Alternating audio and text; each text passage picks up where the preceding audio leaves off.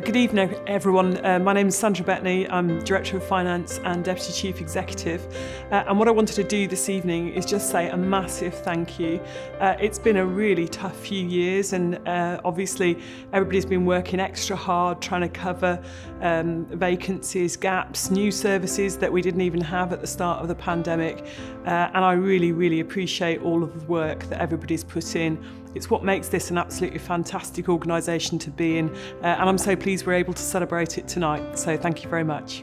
Hello, my name is Amjad and I'm the Medical Director in the Trust.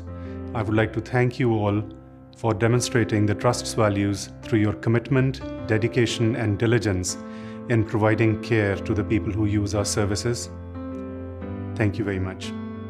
Hello everyone, my name is Neil Savage. I'm Director of Human Resources and Organisation Development, and I hope you're enjoying this year's Staff Award programme. Good luck to all award nominees. Whether you win or lose, you're all winners in my eyes. I'd like to say a huge thank you to all colleagues for working exceptionally hard, both individually and collectively in your teams over the past year. It's been a tough gig for everyone, both at work and in home, and we really appreciate everybody's commitment, dedication and flexibility over this time.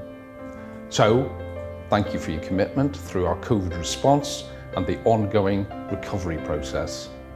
I'd also like to give some thanks and acknowledgement to the exceptional work of the Widening Access and Apprenticeship Hub and all our apprentices who managed to clean up totally at the recent Gloucestershire Live Apprenticeship Awards, winning no fewer than 5 awards. Well done. In addition to that, I'd also like to personally thank the members of the Working Well team and the Health and Wellbeing Hub who have added great value by progressing and contributing to the Trust's Health and Wellbeing offers over the past year. This has included giving COVID support and importantly, the implementation of a new hosted service, a Gloucestershire-wide mental health and wellbeing advice and support offer, which provides first county-wide support for all people working in health and social care, whether through the NHS, the local authority, or the independent care sector. Well done. Last but not least, a final thank you to the recruitment team who have worked their socks off in responding to a sustained and significant increase in recruitment activity in 2021. At times, the activity's been as much as 70% increased over normal activity. So despite absences, vacancies and maternity leave in key roles in the team, they've really worked hard, so well done, thanks. Last, thanks to you all. Keep on, keeping on, and we'll see you next year. Hi everyone, Hannah Williams, Deputy Director of Nursing and Therapies. Absolutely delighted to have this opportunity to say just the biggest thanks ever to everybody in our organisation who has absolutely worked their socks off for this last 12 months. It's been one of the hardest 12 months I think any of us have ever experienced. Whatever role we play within the Trust, we've come to work every day, we've carried on smiling, we've done our best for the population we serve, we've shown true resilience even in the hardest of times. I'm immensely proud of all of you, and it gives me a huge, warm, glowy feeling to know that we all work together every day for the best outcome for our patients. Enjoy your evening of celebration and thank you once again. Hi everyone, John Trevains, Director of Nursing, Therapies and Quality, here to say a massive thank you to all our staff for your continued hard work throughout the coronavirus pandemic as we move into winter. I know how tough it is and I know how hard people are working. This is a thank you in the spirit of the Better Care Awards. It's absolutely brilliant that colleagues have been nominating each other for that extra special thank you and a pat on the back for some of the exceptional work that gets done across the Trust. It's one of those cases where you can't thank all your colleagues enough, because I know and I see how hard everyone works. And as an exec director of nursing and therapies, really, really grateful for everything that you do. Thank you.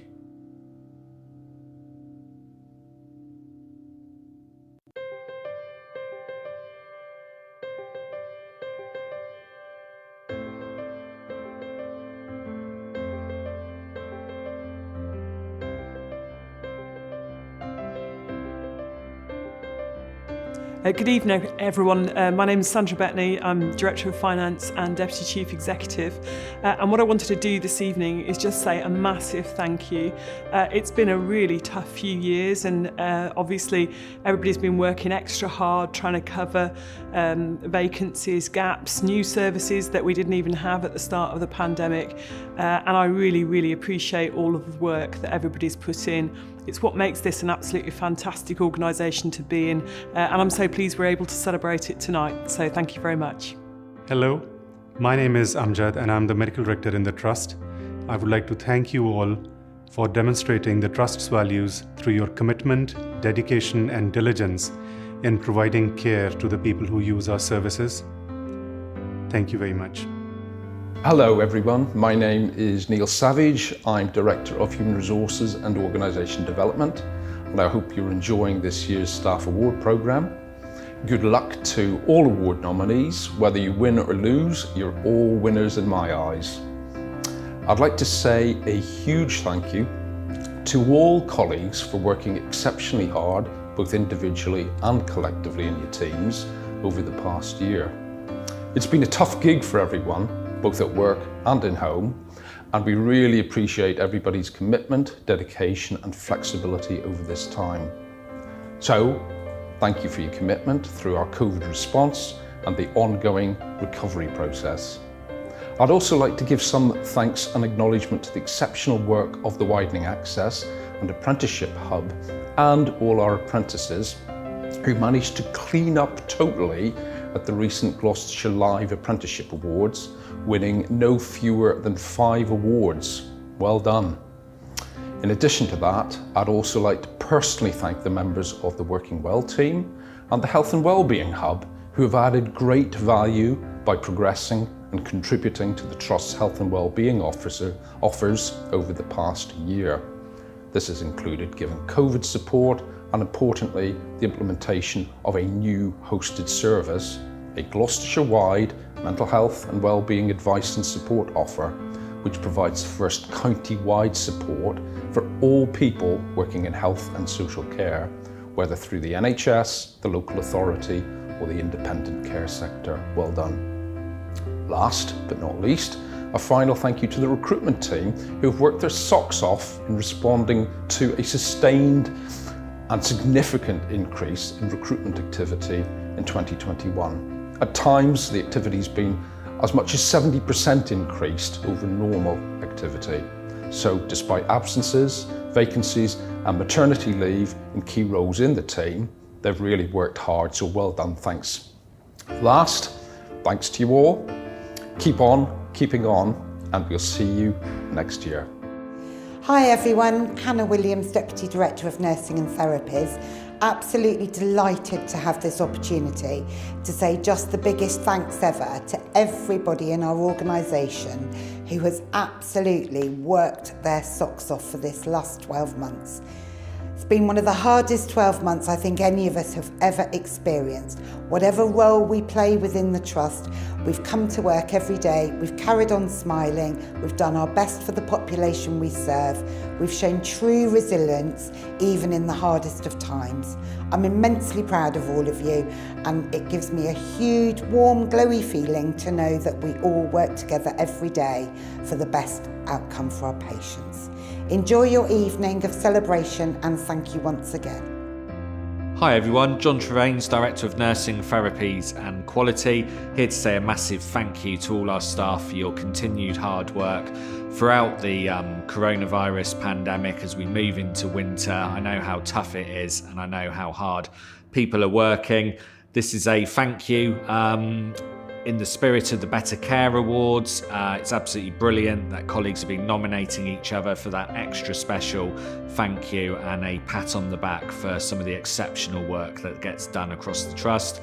It's one of those cases where you can't thank all your colleagues enough, because I know and I see how hard everyone works. And as an Exec Director of Nursing and Therapies, really, really grateful for everything that you do. Thank you.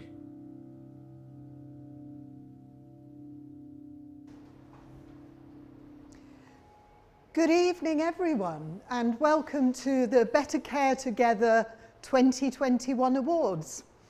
I'm Ingrid Barker, I'm Chair of the Trust, and it's my great pleasure to welcome you to this celebration this evening. It's wonderful to have the chance to really celebrate the contribution that colleagues have made across the Trust and indeed beyond during these really testing times. Oh, bit of a pun there, sorry. Thanks, Ingrid. And I'm Paul Roberts, the Chief Executive of the Trust. And I agree with you, pun aside, it really is a testing time, but we'll make sure the lateral flow of this evening goes as smoothly as we possibly can. Along with recognising outstanding work of colleagues, teams and services in the past 12 to 18 months, we'll also be hearing stories of some colleagues who have worked in the NHS for many, many years, some even longer than I have, if you can believe that. Because we will be marking the long service of colleagues who've been working in the NHS for 20, for 30 and even 40 years. But before we really get going with our proceedings, it's become tradition, as of last year, Indeed. to begin this event with some musical entertainment. And this year we thought it would be great to have children because they give us all such a lift. And so we have a song that's been recorded specially for us by Lydney Church of England Primary School. They recorded this last week. The school has a glee club, which is run by Adam Ramley and Caitlin Cook, two of the teachers there. And this evening we're going to be hearing a song called Power in Me, written by Rebecca Lawrence. So do join in at home. Join in those dance moves and watch out for some very enthusiastic guitar playing.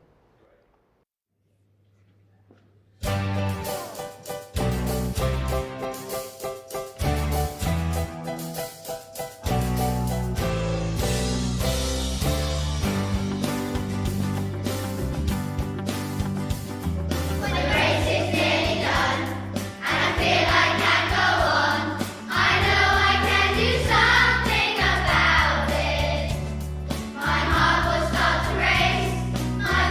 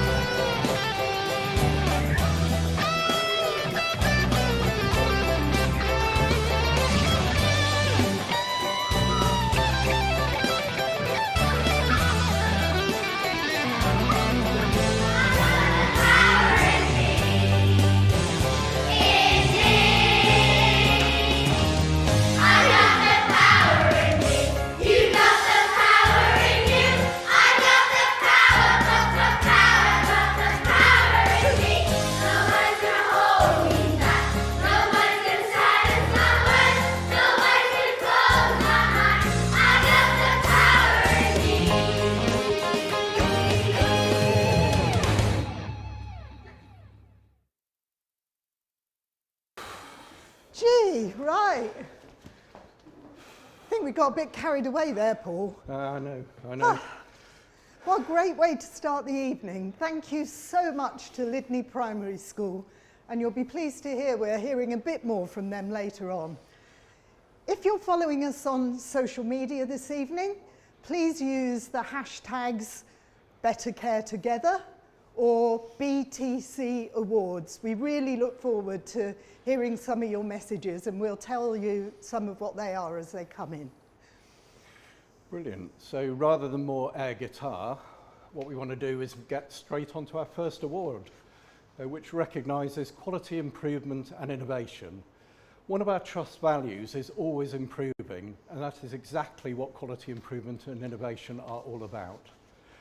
The COVID pandemic, which we will inevitably talk a lot about this evening, has meant that many things have changed, not only within our trust, but also across the NHS, and in fact across society in general. This award reflects just some of the changes brought about, which have kept people safe and well, and have improved or enhanced the way we do things.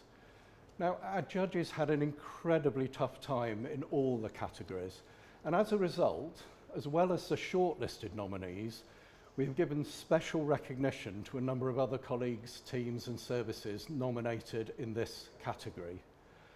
So we'd like to give special recognition to the COVID testing and stock management team, the safeguarding team, Sarah Nicholson and Jamie Smith, MSK Physio, the assertive outreach team and recovery physical health and mental health project at Pullman Place, the outpatient phlebotomy team at Cirencester Hospital, the QI Hub, Individual Placement and Support, IPS, better known as, and Holly Smith, Integrated Patient Flow and Clinical Lead. We will now see a short film highlighting the shortlisted nominees in alphabetical order. We'll always use alphabetical order. We don't want to give you any clues, which will be the same for all of the categories that we show in subsequent films.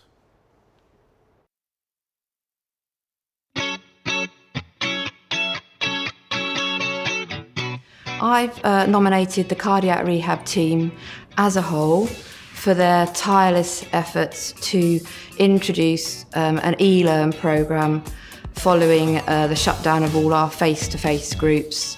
We developed an e-learn programme for our patients in conjunction with the University of Gloucestershire, install equipment in patients' homes in order for them to monitor themselves, and overcome all the really difficult technical issues, the isolation of working at home, and generally produced a very supportive service for our patients against the odds, really.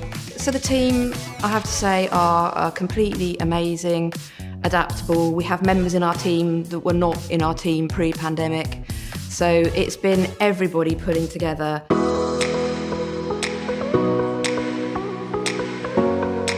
So I've nominated the Diabetes Education team for their endless effort through challenges and just sheer perseverance throughout the pandemic, and the work that we've managed to create and generate has been fantastic, so I just thought it should be recognised.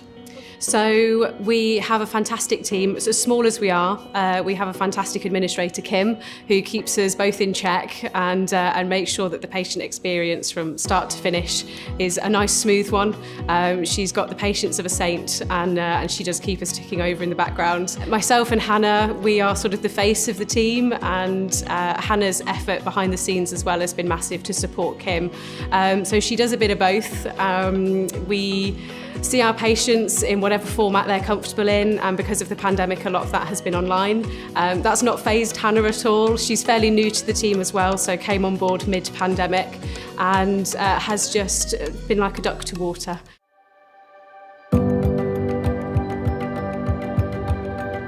I've nominated the teams because they are fantastic.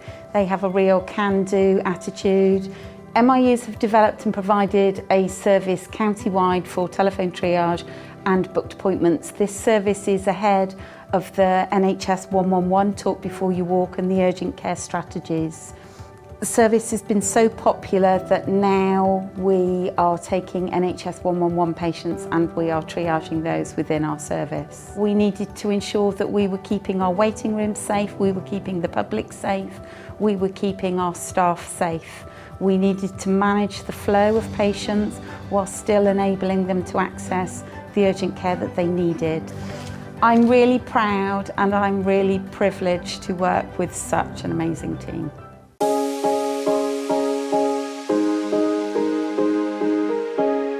During the pandemic, the school-aged immunisation service continued to deliver their vaccination programme by finding new ways of working. With schools and other venues closed and team members redeployed, they faced daily challenges, all whilst moving base locations. Despite the difficult and reactive working conditions, the team still managed to achieve all their targets set by the commissioners, including 90% vaccination rate for HPV 1 to Year 8 girls.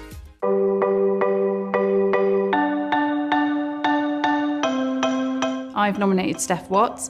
She's our lead SMHP in our team. I nominated her because from the start as a Trailblazer team, nearly 3 years ago, Steph has been there from the start. She's always been so good, so passionate about what she does. She's helped develop the whole programme. She develops processes and care plans and helps us. She helps us as a team as well, so if you ever need any help, she's there. She's always on the end of the phone. She's so dedicated to children and young people. She's amazing. She's always there for us. Always there for us. Wow, what a fabulous range of nominees. Brilliant. Thank you to each and every one of you. You've been fabulous. As Paul said, the judging panel had such a tough time. I was privileged to be able to chair that panel, and we looked at hundreds of nominations, and quite honestly we could have made awards to every single one of them, but of course we do have to pick some winners, and I'm delighted to tell you that the winner of this quality improvement and innovation category is, drum roll, our county-wide minor injury and illness unit. Woo! Woo!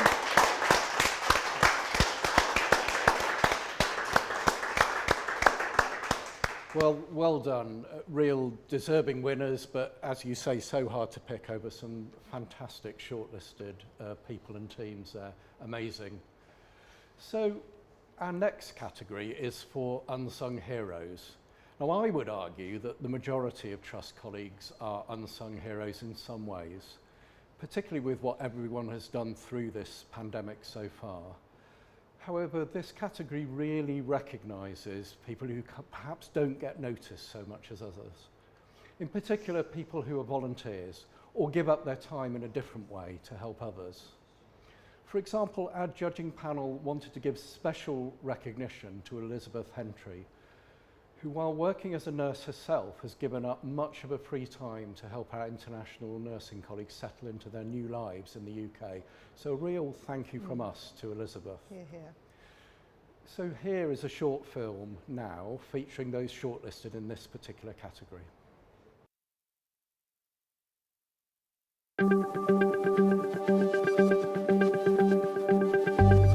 I nominated Joseph Barnett, but we all refer to him as Joe.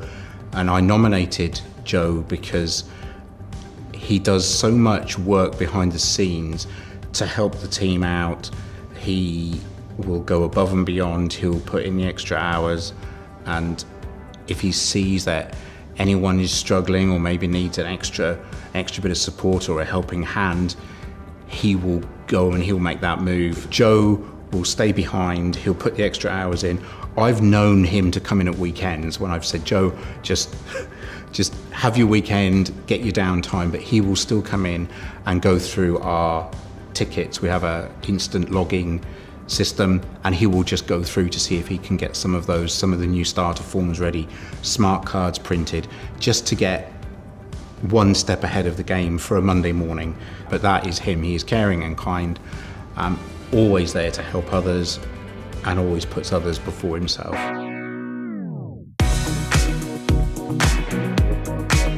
I nominated the volunteer drivers for the COVID testing team, and I nominated them because the work that they've done has enabled us to free up hundreds of hours worth of appointment time, which means we've been able to facilitate more staff testing and more pre-procedure testing, which has saved us thousands of appointments that we've been able to facilitate because they've been able to take our samples to the labs for us. They turned up daily to enable us to transport tests to the labs. We're carrying out our COVID testing service from an office building, so we're not anywhere near a hospital. We need those samples to be transported to the hospital every single day. They've been doing it for just over a year.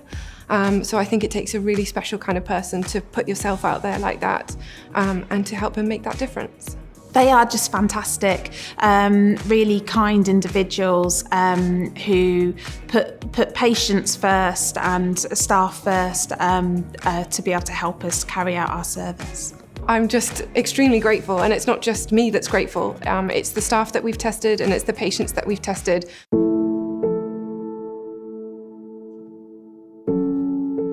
This is my account of how Dominica saved my life. And I'm going to read from a script that I've readily prepared. It was just 3 days into the first lockdown in 2020. I'd rose later than normal and was still feeling unusually very tired. Then I felt the worst of headaches come on together with a blackout. It was like having nails driven into my head really quickly. I could not even scream. Before long, I fell from the toilet to the floor. I rolled around the floor for some time as my legs would not work. The most important thing was getting help. Eventually, after quite a long time, I made it out of the bathroom and just into the kitchen where my mobile phone was on charge. And I think that I went to sleep for some time. When I woke up, there was a message from Dominica. Has help arrived? My reply was, no, I am still on the floor. Time seemed to have no bearing, and even being cold did not seem to be important anymore. Life was much on the ebb. I was losing interest slowly in everything, but I still stayed fixed on the front door and help. There was a phone message that came through. It was from the ambulance service, wanted to know what had happened. And Dominica had played an important part in keeping me going during the long hours that I had been on the floor. 1 year on, and I have now had whole heart surgery. I am recovering. I would still like to say thank you to her for her help, but she does not like me saying thank you either. So I won't talk about this incident anymore. You will just have to wait for the book that I'm writing.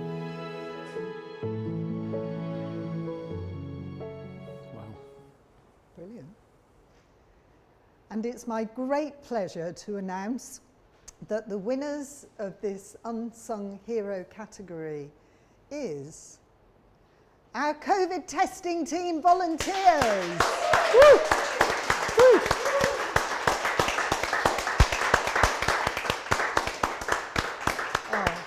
Do you know, they really are such deserving winners, real unsung heroes. Thank you very much indeed to each and every one of you. Really appreciate what you've done.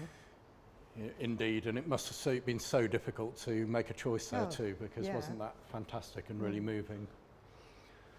At this point, we wanted to feature a short film about 2 more unsung heroes. Sadly, one of these, John, an expert by experience, is no longer with us. But this film will tell you a bit about John and his wife Lynn and everything they have done for the Trust over a number of years.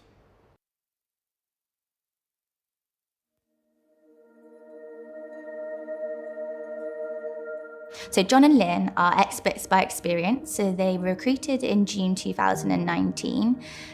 John had experience of our physical community health services, and Lynn had experience as a carer, both supporting John and our clinical colleagues with John's care.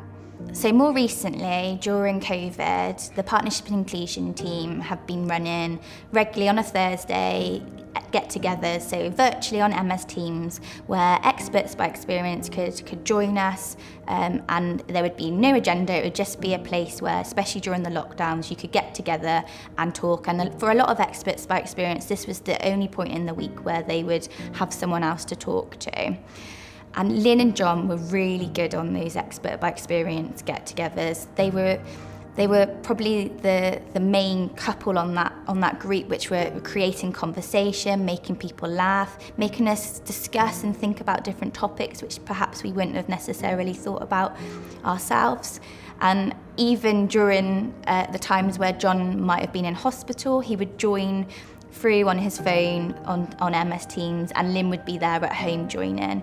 So back in August this year, 2021, we were all really saddened to find out that John, sadly, he'd passed away.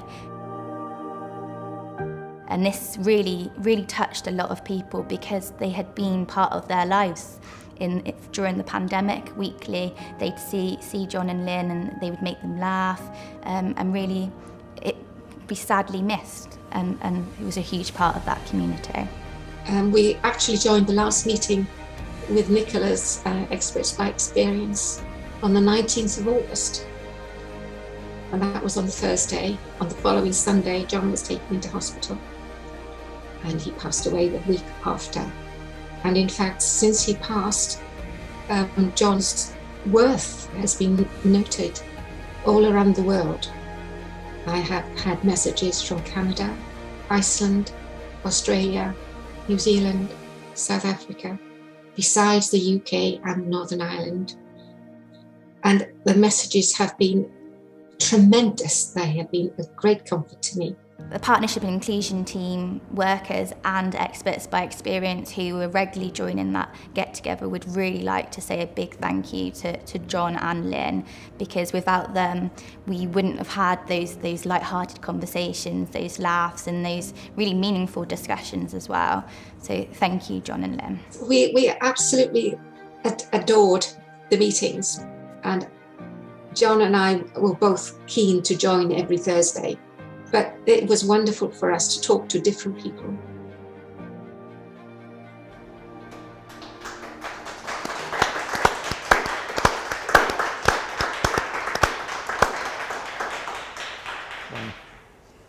So, you know, that group that met and still does meet to support one another, our experts by experience, I was lucky enough to go to one of the meetings, and I can tell you they're so important and such fun. And we saw there that John was an amazing man. And I'd like to say a big thank you on behalf of all of us at the Trust, Lynn, for all that you and John have done for us. It's been really remarkable. I agree. And one thing that the COVID pandemic has highlighted, we all know this, is the inequalities people across our communities experience. Huge gaps in health outcomes between people of different backgrounds, including protected characteristics such as disability, gender and ethnicity. As a trust, we take tackling inequalities really seriously, and I personally have a particularly passionate interest in this as well. So I'm pleased now to give special recognition to 2 nominations in this category. Those are Kathy Holmes of Managing Memory Together and the Health and Wellbeing Coordinator's Complex Care at Home team. Whilst not shortlisted for this award, our judges felt that the contribution of Kathy and the Health and Wellbeing Coordinators have made to tackling inequality was worthy of very special mention. We'll now see a short film featuring the shortlisted nominees in Tackling Inequalities category.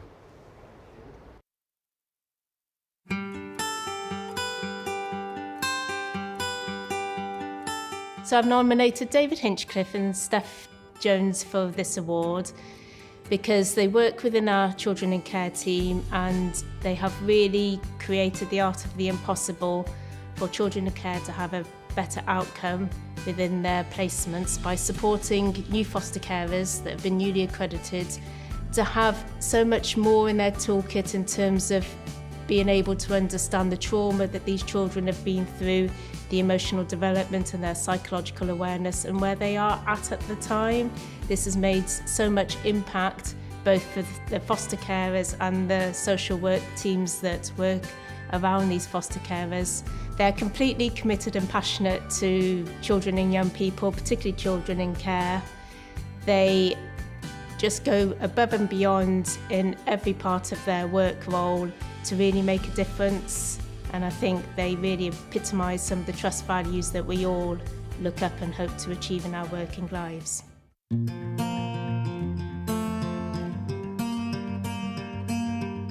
The CAMHS phlebotomy service have worked to ensure that children with learning disabilities have the same access to phlebotomy services as a non-disabled child. These children are often on antipsychotic medication and would not tolerate having a blood test. This team are reducing health inequalities, making reasonable adjustments and supporting the diagnosis of long-term health conditions such as diabetes. Sally Powell, who nominated the team, said, "Children and young people and their families are getting health support that would not otherwise be possible. Families of these children are extremely grateful to the team."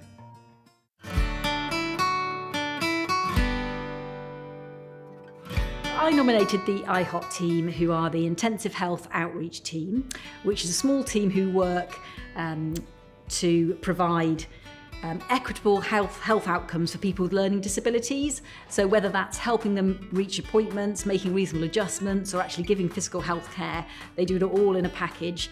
And I've been privileged to work with them quite a bit over the last few years, and I can really see the work that they've done. So tackling inequalities is what they actually do for their day job.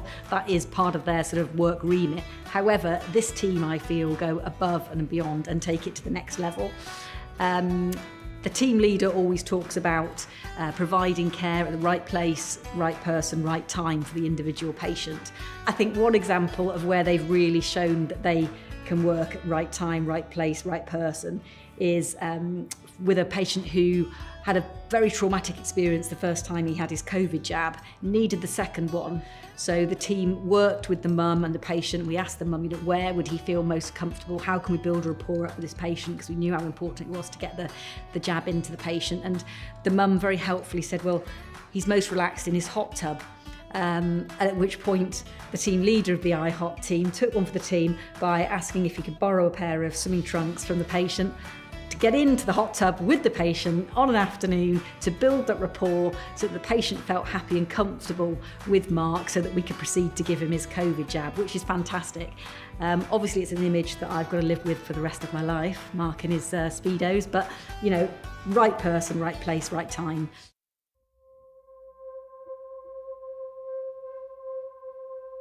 So I nominated Karen and Ava from the Sexual Assault Referral Centre, and I nominated them for the award because I personally have a big passion around trying to break down health inequalities for those who are from the LGBT plus community. And I noted some of the work that they'd been doing, engaging with the LGBT community here in Gloucestershire and working with them to try and break down some of the barriers towards accessing their services. They first started their engagement by going to a Pride, and what I've really liked about how they've engaged with the community is that they've built up connections, they've worked and engaged with different community organisations within the wider LGBT partnership here in Gloucestershire. And they've involved them and brought them into their team meetings, so meeting nurses and crisis workers within their service. And they've had just conversations together, looking at what the service is like now and what improvements could they make. So, the panel really struggled to pick a single winner for this one. So I have the honour of announcing joint winners for this category. And they are the CAMHS Phlebotomy Clinic and the Intensive Care Outreach Team. Well done.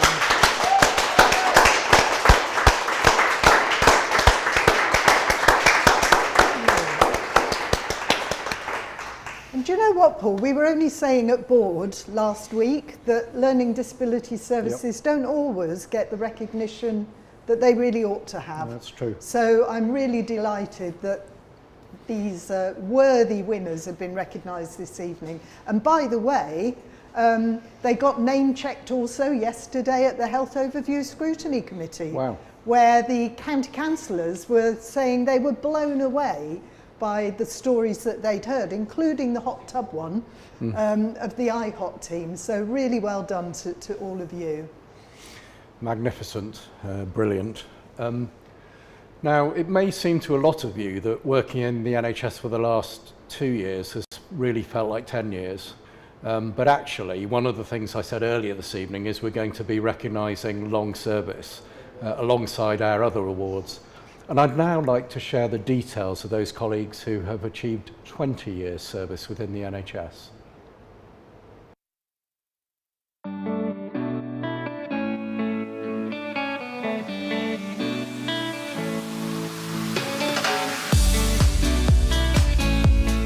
Adrian Strain, Amanda Barnes, Bonnie East, Carol Meredith, Corrine Phillimore, David Jones, Dawn Hart, Deborah Jackson, Diane Foster, Elizabeth Simmons, Hannah Boss, Helen Day, Helen Martin, Jackie Warner, Jane Owen, Jane Williams, Joan Lawrence Couples, Joy Turk, Julia Frierson, Julie Atwood, Karen Woodhouse, Karen Young, Kay Howells, Kim Wassell, Leon Meek, Leslie Matthews, Lisa Hibbert, Lloyd Andrews, Louise Cleveland, Maddie King, Mark Walker, Matt Clark, Melissa Reed, Michael Banks, Michelle Maeta, Michelle Nelson, Nikki Ryland, Nicola Cambridge, Philip Fielding, Rachel Phipps, Rhianne Golding, Robert Trinder,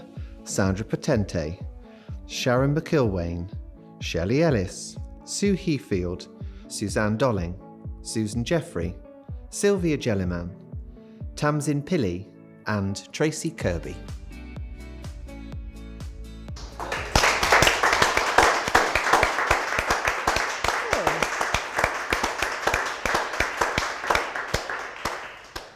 Wow, so 20 years is a great achievement, and thank you to all of those colleagues whose names we saw for their years of long service. Indeed. So we're on to the Health and Wellbeing Award now. The health and well-being of our colleagues is something that we're really concerned about, not just since COVID, but actually before that. But certainly the last 18 months have made it an even bigger issue than it was before. So we wanted to introduce this award to highlight the really good work that is taking place to support Trust colleagues. And although the panel only shortlisted 4 colleagues, we wanted to give special recognition to a number of others. And they are Des Gorman, the Associate Director for Quality Improvement and Transformation, Stroud Community Nursing Team, the admin team at the Independent Living Centre, Kim Way, who is District Nurse Professional Lead, and also the Children's Community Nursing Service. All really deserving nominees, I'm sure you'll agree, but the judging panel were given a job and they had to shortlist someone, and those nominees were these.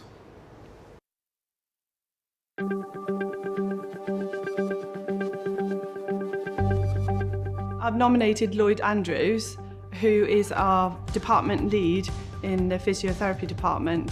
He is an amazing lead, amazing manager, and really supportive friend and colleague. Lloyd is a guy that goes above his duties, really. And I nominated Lloyd because he supported me through a very dark time during COVID. Lloyd was there every step of the way. And even when he wasn't at work, he would ring me up. He would try to pull the team together because we were all in different areas. And Lloyd would create these Zoom nights, and we had drinks together on Zoom, and just to keep the team together and the spirits a bit high. I don't think we'll ever find a bloke like Lloyd. He's just a top bloke, he really is.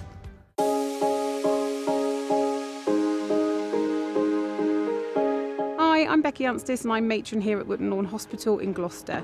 I'm representing Ashley Dennis, who is a staff nurse on Dean Ward here at Wootton Lawn. She's nominated her team for the Better Care Together Award. Over the last 12 months, she believes the team has been compassionate and committed. They've offered resilience and continuity to the patients in their care. They've dealt with many complex patients and some significant challenges on the ward, and they've done this to the utmost of their ability.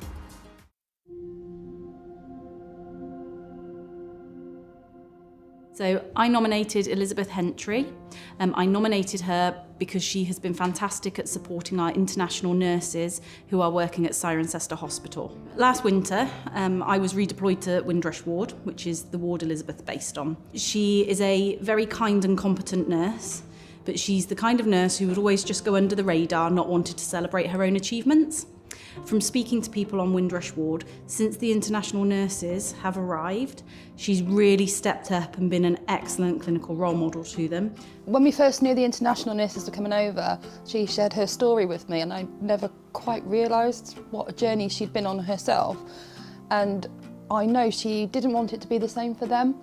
So she's gone above and beyond. She's treating each of us like a young sisters. She helps us a lot and she's a great support for us at work as well as our personal lives. She takes them on day trips, she's shown them the local area, she's helped one of their husbands find employment over here, she's helped finish their homes. Like a sister I'm feeling now, so like a family member, yeah.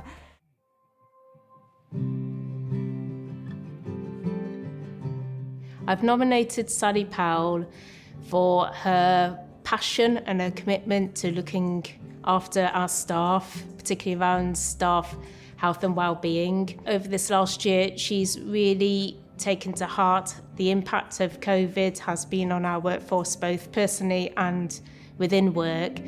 And she has been amazing in her ability to engage with our staff, think of all the innovative ways and creative ways that we can just do the smaller things of life to really make a difference within the workplace. She's just been able to go through the whole spectrum to engage with all of our staff, whether from medical staff, clinical staff, admin and support staff, to really hear their voice. She really makes people feel happier. Well, I'm incredibly proud of all of the colleagues nominated and shortlisted for that award. But I am delighted to say that the winner is Elizabeth Hentry from Windrush Ward. Wow.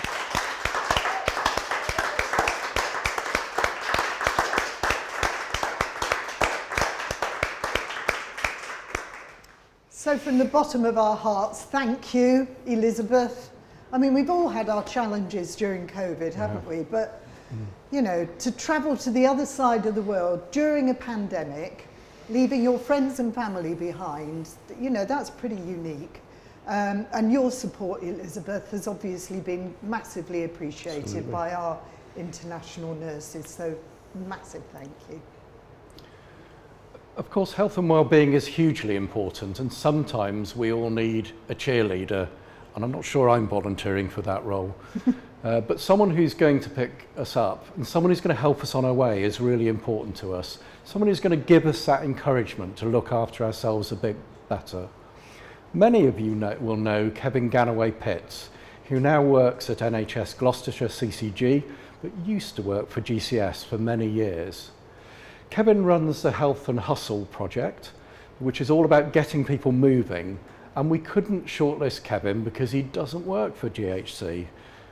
Don't know why, but he doesn't. However, we have a short film to show you now of how Kevin and the Health and Hustle team has had a big impact on the lives of two people, very well known to many of us in the organisation.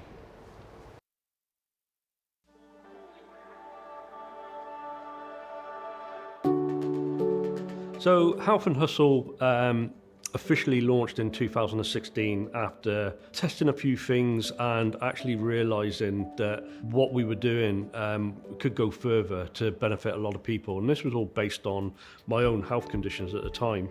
And to get me motivated, I basically got a few people around that I used to work with to join in and to help me, challenge me to get fitter, but it just grew and grew. My husband and I, Bill, we got involved with Health and Hustle through Kevin Ganaway-Pitts.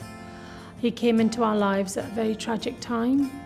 Last year we lost our son, and he died in very tragic circumstances.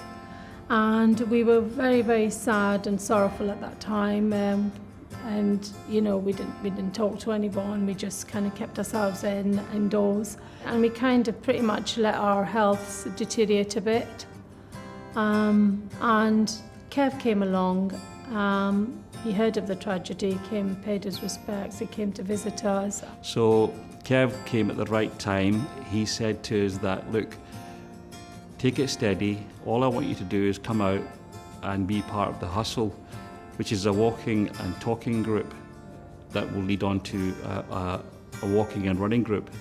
And the idea was for us to get from the couch to 5K in distance and 30 minutes of running in 9 weeks' time. And so we started the whole thing in July, and Kevin was such an inspiration to us, along with all the other group members who are part of the Hustle. And you know, he inspired us all the way. He never let anybody feel that they were better than others or others were better than them. So he was always with us throughout the whole journey. In a word, I'd say he's an absolute angel, and he's also a great motivator. He's got these certain qualities and skills that he probably doesn't even realise himself, right? We felt them. So even if you're feeling down in the dumps, he will say the right words to get you out of your seat and get you going. It doesn't matter how fit you are or how fast or slow you are.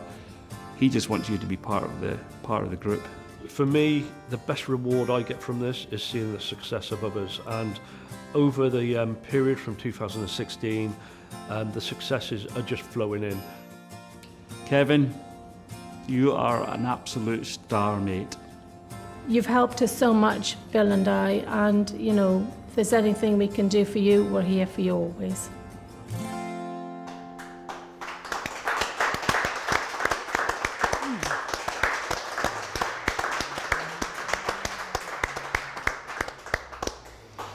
That was incredibly moving, wasn't it? Really big thanks to Prob and Bill, and of course to Kevin. But we're now going to celebrate another set of colleagues who've achieved long service, and this time it's 30 years. Again, a huge achievement, and let's now see details of who has marking this terrific milestone.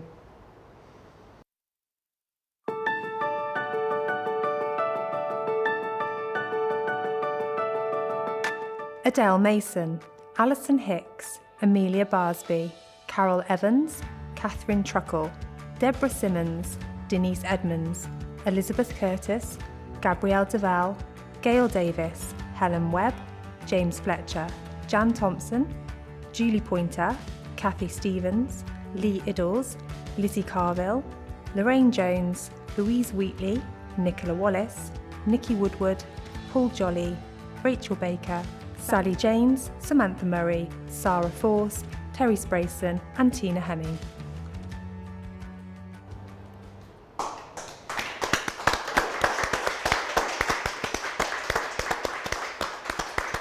Well, that's fantastic, and thank you, colleagues, for all that amazing service over so many, many years. So we'll now move on to our next award category, and this award is for leadership. Of course, leadership takes many forms. It's not always just about management or traditional management structures. We now know that leaders work across organisational boundaries and professions too. This means we had a huge number of nominations in this category, and we felt that there were some colleagues who were not shortlisted who were worthy of special recognition. And though they are Kath Shepherd, Operational Lead for Equipment Services, Joe Beams, Admin Team Lead at Cirencester Hospitals, Rebecca Walder, Manager of the COVID Testing Team, Karen Fawcett, Senior Sister of Colne Ward, and Dominika Lipska-Rizeka, Partnership and Inclusion Manager. Look, thank you to all of those colleagues and all of those who were nominated. We'll now see a short film detailing the shortlisted nominees in the leadership category.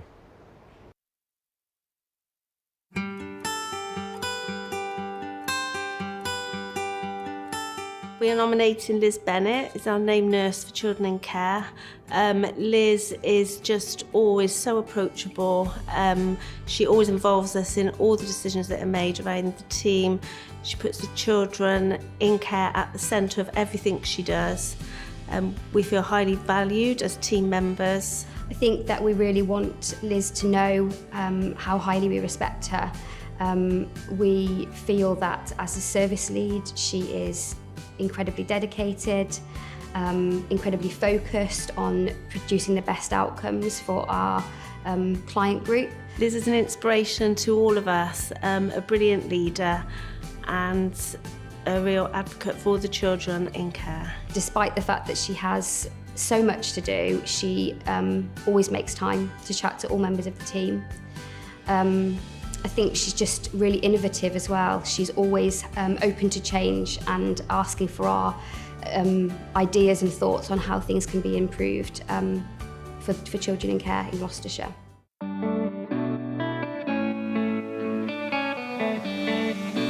I nominated our team manager, Ava Carpenter, because for all of the team, she leads by example, demonstrating all of the 4 core values of the Trust.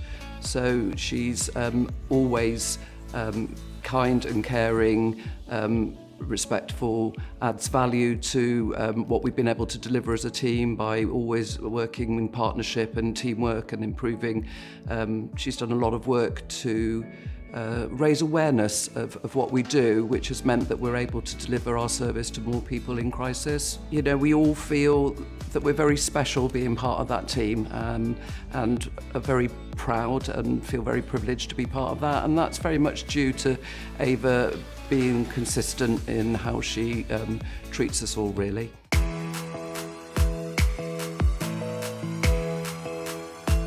Steve is now in a new role as an advanced nurse practitioner at Wootton Lawn, but he was nominated for his role as modern matron at Charlton Lane Hospital. Steve had only recently started his matron role when Wave 1 COVID hit. Charlton Lane was one of our first inpatient areas to have COVID positive patients, and Steve led his entire team of staff through the absolute worst moments of COVID. Steve shows courage, he brings with him compassion, he's warm and he's approachable, but most of all, he's an excellent nurse and puts the needs of his patients, their families and his staff first. Steve is an absolute credit to this organisation. I know he's got a great future ahead of him, and I'm looking forward to working with him as he continues on his AMP journey. And on a personal level, when I was redeployed to Charlton Lane at the beginning of Wave 1, I know exactly what you do day in, day out.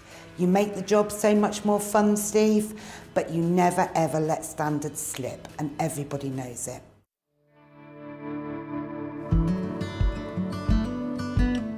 So I nominated Sherry for the Leadership Award, and the reason that I nominated her for that award is that I think as one of our young leaders in the Trust, she really shows our core values in everything she does.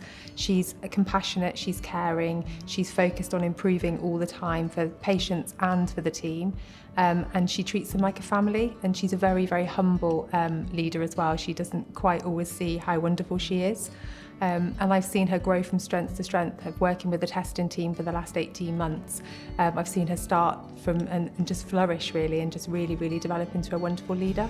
She is enthusiastic, energetic, she's a lovely person to work with, but apart from that, she puts everything into her job. She really thinks a lot of her team. She inspires them with leadership.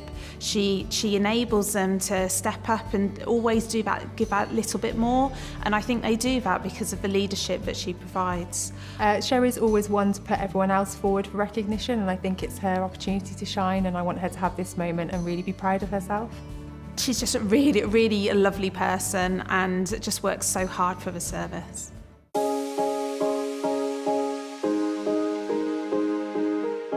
So I nominated Steve Shelley-King for the Leadership Award, and the reason I nominated him, out of all of Managing Memory Together in particular, it was quite difficult to identify one particular person because of the effort everyone made, but I think in the context of the pandemic and the uncertainty, he kept going through the whole thing.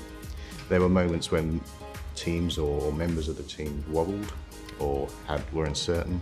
We were all uncertain at one point, but he was always there as a sort of stoic source of support and clinical expertise. Steve has an extraordinary amount of knowledge and skill, but also is very personable.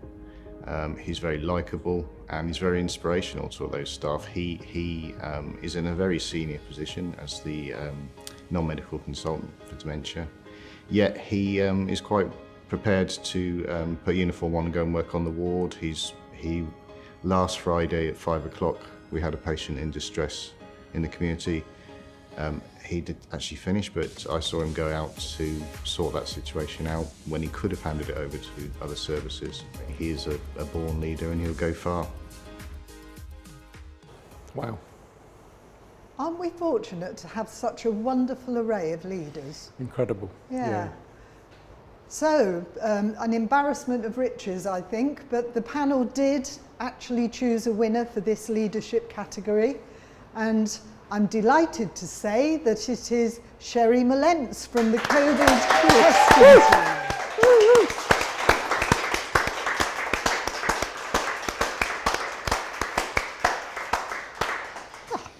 So, we've got another category, and this time it is for outstanding achievement, and it recognises people who have made enormous contributions to the Trust and also to the people that we serve, which is why we're here, of course.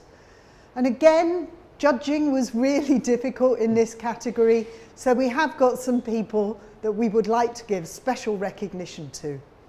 And they are the Recruitment and Retention Team, Andy Webb from the Criminal Justice and Liaison Team, the Reception Administration Team for the Community Mental Health teams based at Leckhampton Lodge in Cheltenham, and Ruth Wethy, Clinical Systems. As I say, it was really hard to formulate a shortlist, but we did it, we did do it, and so here is a short film to let you know who we shortlisted.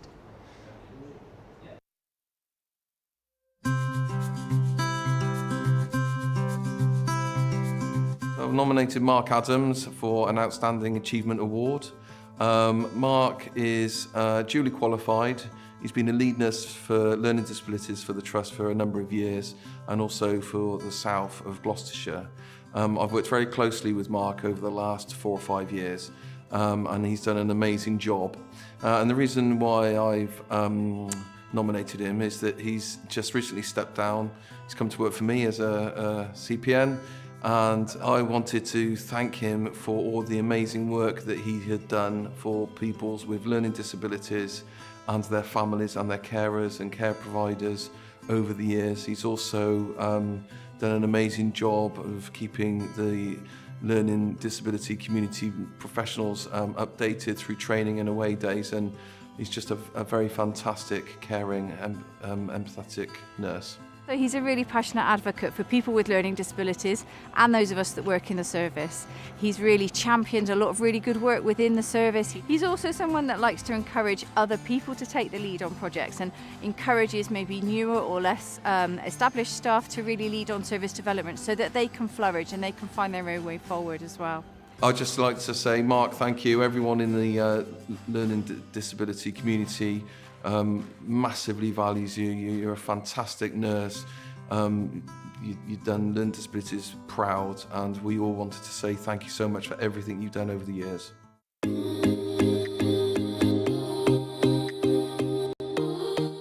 I nominated Tracy Elliott. She's a mental health nurse as well.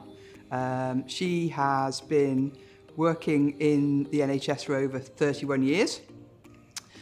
Before that, she trained and worked in the Royal Navy, and she's really proud of that, and also her work with veterans. And she has helped so many patients in Gloucestershire with their mental health and substance misuse. And she's tremendously caring, tremendously compassionate, very skilled and knowledgeable. You just have to listen to her to know that she completely gets mental health and helps people in their recovery.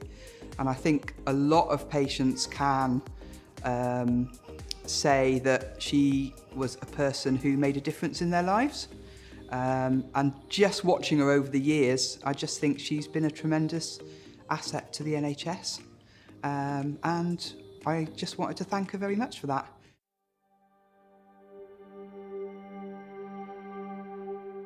So I nominated Mary Evans, who's a community learning disability nurse, and she's the care coordinator and nurse that's been involved in my brother's care for a very long time. So Mary is one of those unsung heroes. She's become very much part of the family. She is just so embodying of compassion, care, and everything she does for my brother is for my brother on his behalf. And we're just so indebted to her for all the care and support that she's given to him, but also all to the support that she's delivered to my mum, my sister, myself, and the rest of the family. She's been absolutely outstanding, and we really don't know what we'd do without her. And if my brother could, he would be saying a big thank you to her, and I'm sure give her a big, wet, sloppy kiss on the top of her head as a mark of thanks. So thank you, Mary, from the whole family.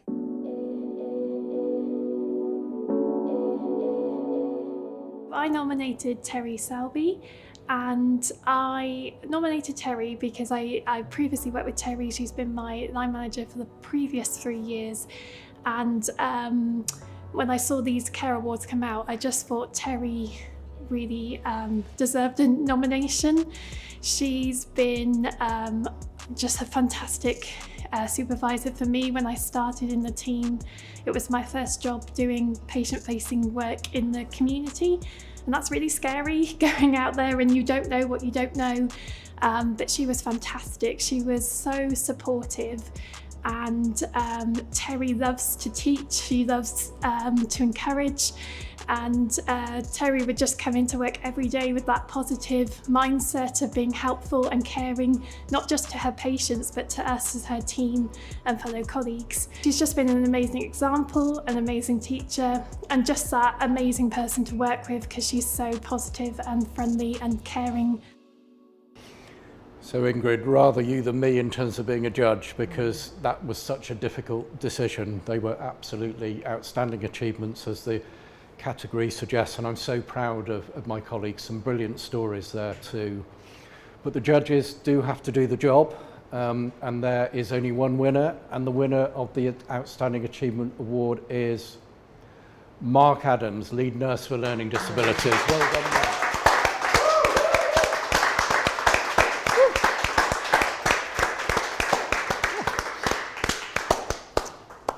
Oh, well, we're getting to the last couple of award categories now, but first we need to recognise the amazing contribution of colleagues who have worked for the NHS for 40 years. I mean, that is a proper lifetime, isn't it? A real achievement. Let's see who has achieved that amazing 40 years service in this short film.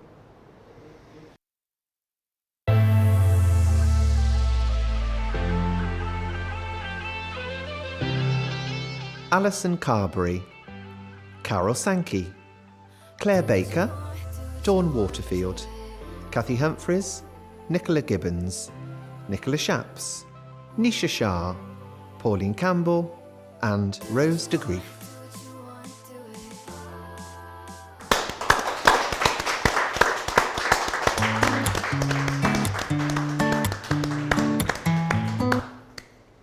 Well, I'm sure you'll agree with me that that's absolutely incredible. 40 years, an amazing list of people that have made such a contribution over many, many years.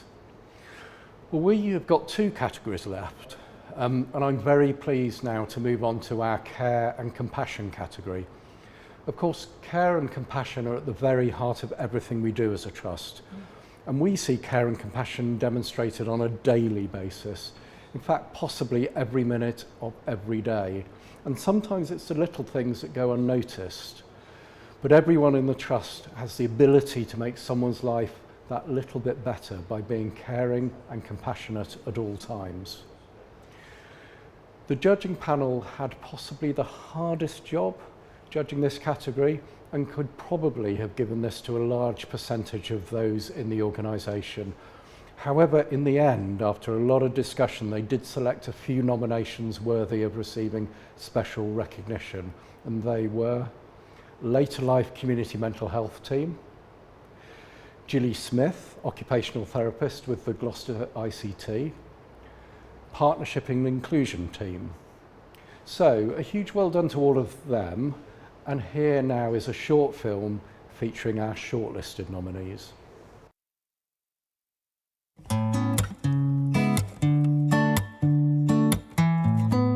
So I nominated my team, the Children's Community Nursing team. So the reason why I nominated the team is I feel they always go over and above what they need to do for their job. The children and families are always the centre of their care and their thoughts, often to the detriment of themselves, really.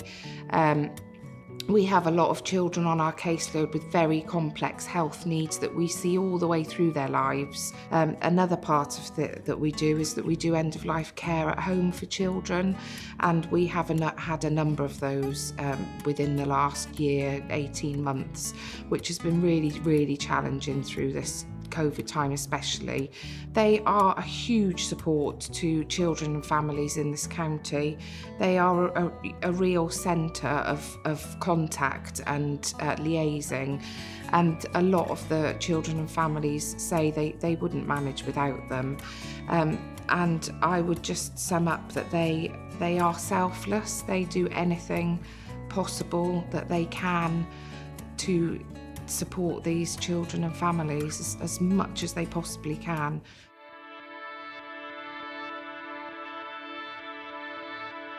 So I can't thank the team at the North Cotswolds Hospital enough for all the patient-focused care that they provide every single day. They absolutely deserve to be nominated for this award. And I would like to go and see what one of the patients' families have got to say about the care. I was going for deep brain simulation surgery in the John Radcliffe, and I had a stroke and ended up in the Churchill, and then I wasn't getting much better as things go, and I asked to go to another hospital, quieter hospital, country hospital, and they had some places at North Cots. So when he arrived, they didn't know he was coming on that day. All the staff got straight to work and made him feel so welcome, comfortable, and, really cared for him. And they hadn't known any of his background. He used to be taken around by the OTs to the gym and given exercises to do. And that was always very encouraging to see me actually getting better and be able to do things on my own. There would always be someone with him in his room, watching, waiting, because Dad suffered a lot of hallucinations and anxiety, so they were extremely reassuring, and there would always be someone in there just with him all the time, which was really nice to know. And they were so welcoming to everyone. We all came in, my children, my brother from Sheffield, and they didn't have to do that, but they went above and beyond. Oh gosh, it was absolutely wonderful. Just little things that the staff did. They brought in a pen. I think that was Kim, brought in a pen from NASA. And another one of the members of staff did a tape full of music for him to listen to. They just were amazing, all of them. Thank you!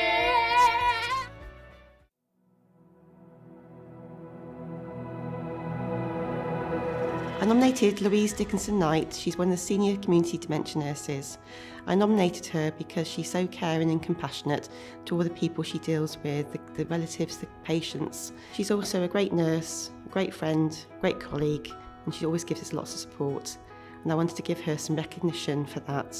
She's part of a great team who runs a valuable service in the community. She has been a real good supportive friend to me. She was a supervisor to me as well.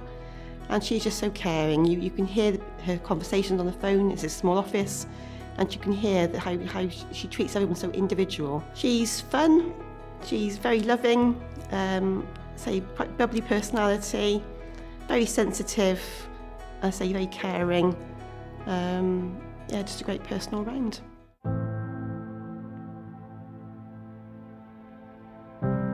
My name's Kev Ganaway, and I'm here today to present this nomination on behalf of a close family of ours in our community. We sadly lost a friend and neighbour. He was one of our big characters in the neighbourhood, and we all knew his last wishes as part of his end-of-life care plans. But it's sad to say, even though a care plan is in place, the change in circumstances could mean your final wishes may not be realised. In the case of Terry's wishes, he wanted to die at home. However, this was not possible due to the change in the deterioration of his health, and with sepsis setting in, he needed hospital care. This is a challenge for any healthcare professional when you must balance the patient's wishes and also be pragmatic about the care and the safety of the patient. And Paris, some would say this is what was expected as part of a nurse's role. In this case, it was more than that. It was about going above and beyond, not just managing the patient's needs, but also providing the comfort for the family who were in great distress at the time. Paris, knowing how difficult the decision was for a hospital admission, supported Christine's wishes throughout and managed to get him admitted straight to a ward and into a private room. Unfortunately, following admission, Terry very quickly passed away within an hour of reaching hospital. The following day, though, the comfort of Paris calling in on the family made a big difference in these sad circumstances. Christine is so grateful for the care and compassion shown during and after the whole event. She honestly does not know how she would have got through the day without Paris. Paris, on behalf of the family, thank you so much. You were the lady with the lamp when Terry needed care and compassion, but most of all, thank you for looking out for Christine and the boys.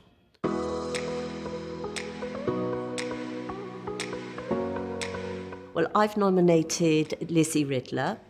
I've worked with Lizzie for 22 years. Unfortunately, she chose to retire this year, and that has left a huge hole in our department. And we still talk about her, and we still expect her to walk through the door. She is dedicated, she's loyal, she's passionate. No clinic room or sink or toilet is safe from Lizzie. During the pandemic, she wouldn't let you go into a clinic room without flying in there first and blitzing it to forensic standards. She was very thorough, really very proud of her work, and a real character who I miss greatly seeing around the department, and I look forward to seeing at every future Christmas do, because she's got an invite in perpetuity. She was a people person, and she always knew how to treat people with dignity, respect and confidentiality. Lizzie, we really, really miss you. Things aren't ever going to be the same without you. Just a wonderful example of the best the NHS has to offer. Wow, so these are such powerful stories, but we did manage to select a winner. And I think that this winner really epitomises the values of our trust and the qualities of care and compassion. And that winner is Paris Evans.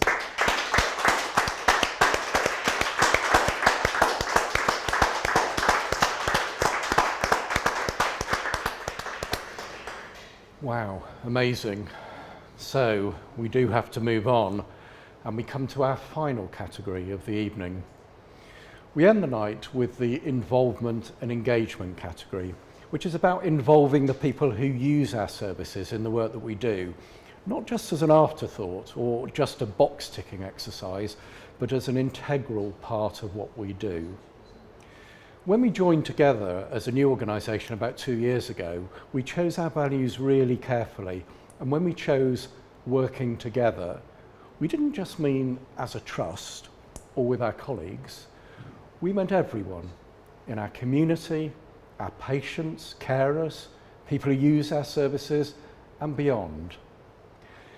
Our judging panel wanted to give special recognition to some of the nominations they could not shortlist, and those are Anna Hilditch, the Assistant Trust Secretary, Kathy Newman, Care Practice Development Facilitator, Karen Hoggerty-Hingston, IPS Employment Specialist, the Partnership and Inclusion Team, Jonathan Thomas, Community Services Manager, the Therapy Team at Charlton Lane Hospital, and Trish Butler, Clinical Implementation Manager for the Perinatal Service. Again, all fantastic nominations, but our judges did select a shortlist, and you will be able to find out who was shortlisted in this short film.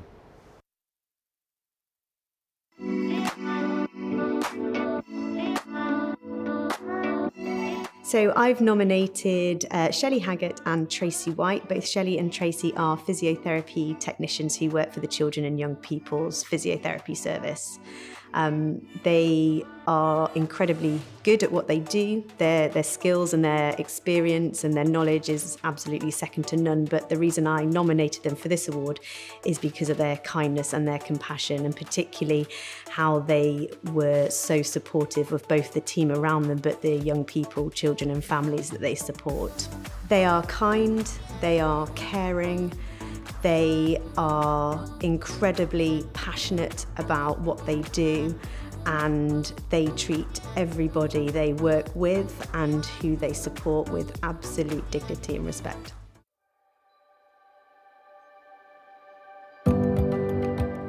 So the Complex Care at Home team is a relatively new service. It was set up in 2018. All staff were recruited towards the end of 2018. And we just completed the first round of our evaluation when COVID hit.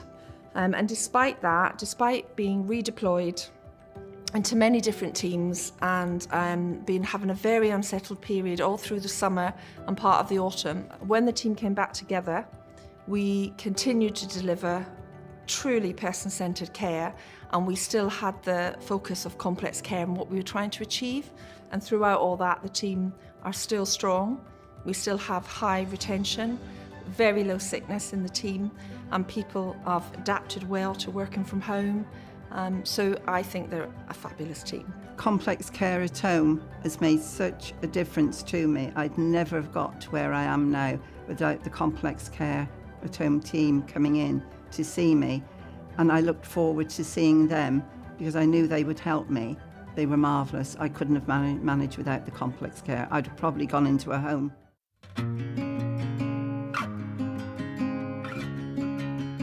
I nominated the Forest and Tewkesbury Reablement and Home First team, and the reason for that is they have been amazing throughout the last 18 months, working throughout the COVID pandemic, through all waves of the pandemic, ensuring that people are at home, out of hospital, trying to improve their quality of independence at home, and they've done all of that whilst implementing a reablement development plan, which is a county-wide plan, and being creative and working out how they can develop localised training sessions and just different ways of working towards that plan. There can be some really very challenging situations that we find ourselves in, and ultimately the team will try to keep people in their own home and try to support the flow through the acute and community hospitals. And I just think that they deserve some recognition for the outstanding work they do, and I'm really, really proud to be leading them as a team.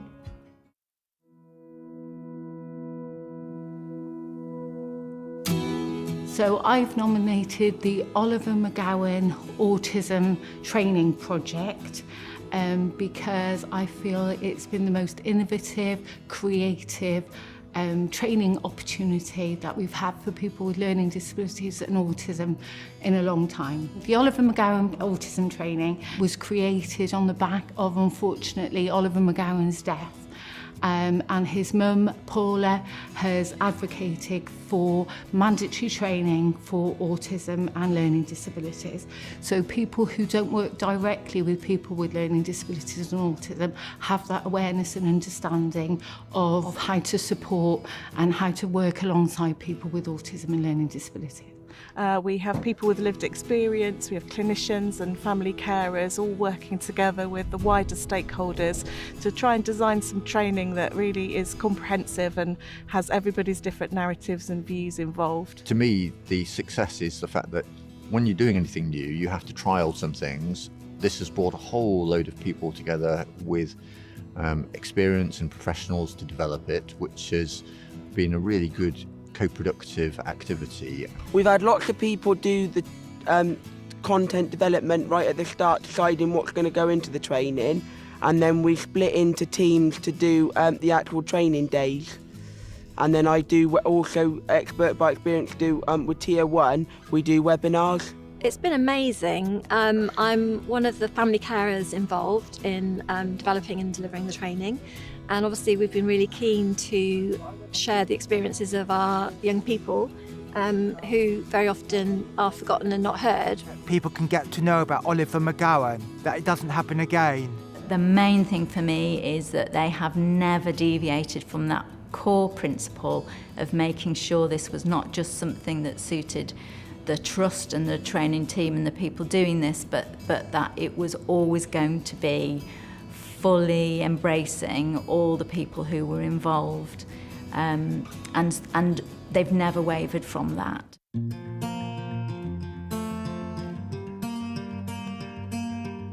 Jo Greenwood has been nominated under the Involvement Engagement category for her work with the Complex Emotional Needs Service. Jo is so passionate about hearing the service user's voice and maintaining that at the heart of everything they do as they develop this service, ensuring that people with lived experience are at the centre of developing training, delivering the service, and really making sure that any of the barriers or the stigma that people that fall under this service might face are being broken down from the very heart of the service.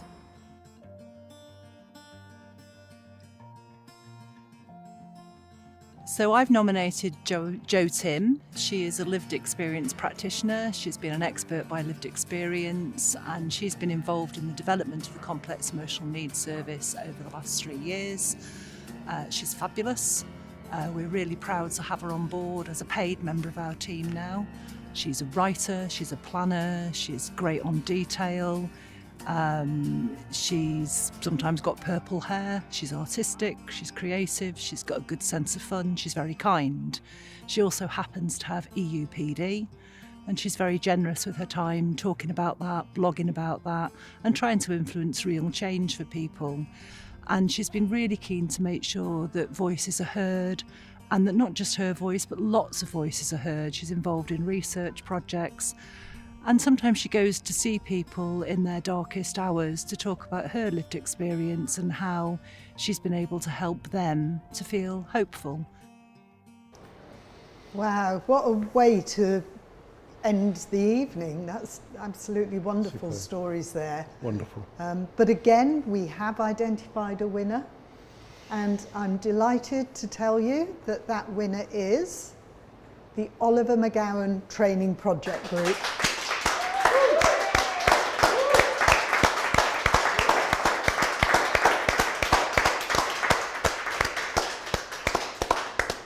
And I'm absolutely thrilled to tell you that Oliver McGowan's mum, Paula, has actually recorded a special message for us, all the way from her home in Australia.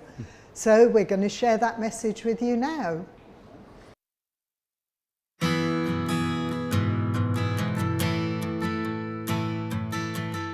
Good evening, everybody. I know you must all be having a fantastic evening. How privileged am I to be asked to come and join you to talk to you all the way from Australia. Well, who am I? I'm Paula McGowan, and I'm the proud mother of Oliver McGowan, who you can see in the photograph in the background. My boy Oliver was just, do you know what? He lit up our world.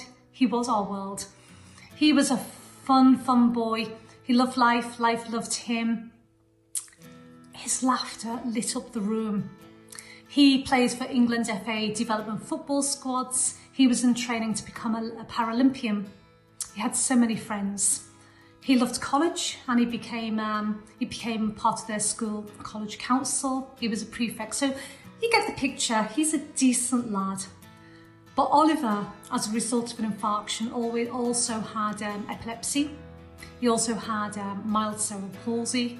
He had a diagnosis of autism and a mild intellectual disability. So Oliver had labels attached to his being. And horrifically, those labels were misunderstood when Oliver went into hospital having one of his seizures. Unfortunately, our voices were not heard. Oliver's voice was not heard. His hospital passport was ignored. There was diagnostic overshadowing, sheerly and purely just because they didn't understand autism, learning disability impacted by seizure activity. They didn't understand sensory crisis or sensory overload. They didn't understand how to make reasonable adjustments. They didn't understand the importance of a hospital passport. Now, as a consequence of these ignorances, these medications that Oliver was given caused Oliver's brain to swell, and it took Oliver's life. So as a consequence, as I said before, the Oliver McGowan mandatory training was born. Now, there was many bids, and the Gloucestershire team was one of those selected to help develop and deliver Oliver's training. And my goodness, you know, they have been outstanding. They've listened to everything. They've listened to my dream. They've listened to Oliver. They've taken Oliver to their hearts.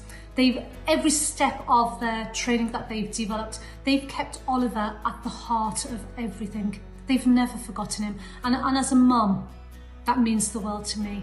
They are making a huge difference. The training they're delivering, and the feedback has been outstanding. It really has, so much so that people from outside the programme are asking to join their version, their trial of Oliver's training. And from my heart, I want to say thank you. On behalf of my boy Oliver, thank you, thank you, thank you.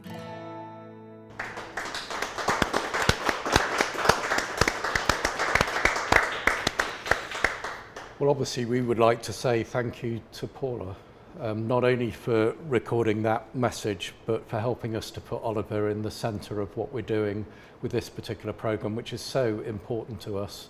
And I'm just so proud that our trust has been at the forefront of piloting the training that we hope will transform understanding of autism and learning disabilities among the whole health community and beyond that too. So, that's it, folks. It's been a great evening. It has. And Paul and I are just so proud to be able to recognise and record our appreciation, not only for people that have been nominated and shortlisted, but actually for all of our colleagues. Absolutely. You've done so much all the way through the COVID pandemic and before that as well. And it's really all about serving the good people of Gloucestershire, which is what we're here to do. And our trust strapline is with you, for you. And I think tonight we've really seen so many brilliant examples of that sentiment in practice. So we're going to end the evening as we started with some musical entertainment. And we have another song from the brilliant children of Lydney School. And our thanks again to them for sharing their talents with us on such a special evening. So we're going to leave it to them to end the night. So thank you all once again. Good night and best wishes to you all.